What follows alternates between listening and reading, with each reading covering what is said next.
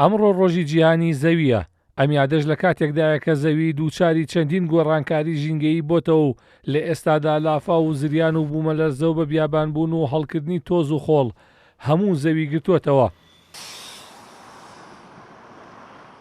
بە دروشمی وەبەرهێنان لە هەسارەکەماندا بکە هاوڵاتیان و ڕێکخراوەکانی ژینگە لە سەرانسەری جیهان یادی ئەو ڕۆژەیان کردەوە و یەکێک لە داواکارە سەرەکیەکانیشیان ئەوە بوو لە ڕێگەی بەکارهێنانی وزەی پاک و بێزیانەوە ڕێگری لە گەرمبوونی کەشوهەوا بکرێت.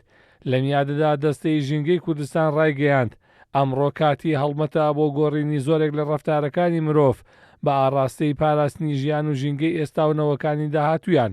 لەو چوارچێوەیەشدا پێویستەوە بەرهێنان لە بواری وزە نوێبووەکان و پێداچوونەوە بە نەخشە و بنیادی شار و شارچکەکاندا بکرێت. پێویستە لێپرساوان هۆکاری گواستنەوەی گشتی دابین بکەن و خاشاک بە گشتی و پلاسیک بە تایبەتی کەم بکەنەوە. لەگەڵەوەشدا ئەرکی هەموو لایەکە بۆ پاراستنی ژیان و ژینگە و زەوی باعەخی زیاتر بە پاراستنی ڕۆک و گیان لە بەران بدرێت. It's tremendously encouraging to see all across this country.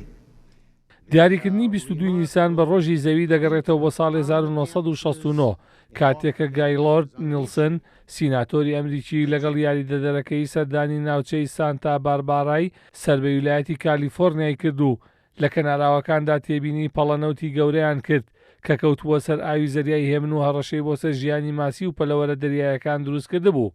دوای ئەوە نیلسن گەڕایەوە بۆ واشنگتۆن و پرۆژەیەکی ئامادە کرد. تیایدا داوای کرد 22 نیسانی هەموو ساڵێک بە ڕۆژی جیهانی زەوی بناسیێنرێت و هەموو لایەک لە پاراستنی زەوی ئاگادار بکرێنەوە.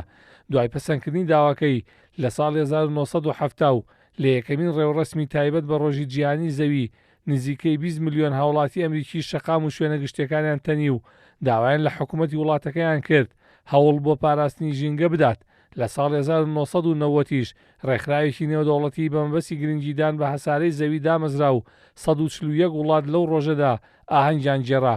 لە ئێستاشدا زیاتر لە 184 وڵات لە 22 نیسانی هەموو ساڵێک یادی ڕۆژی زەوی دەکەنەوە.